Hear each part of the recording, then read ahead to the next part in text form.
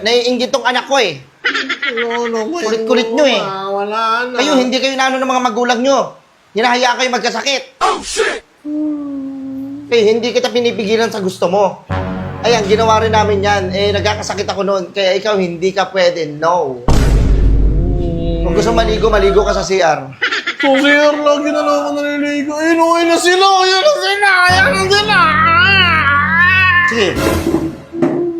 Sige, iyak! Iyak! Hindi na. Kung ako sa'yo, doon ka, magbasa ka ng libro, magsulat ka doon. Oh, shit! Sorry. Basa ng libro. Hindi na kita papaluin.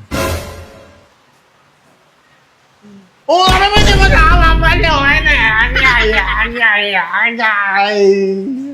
O sige na. Papayagan na kita. Maligo ka na. Naligo na ako, ma! Sa CR.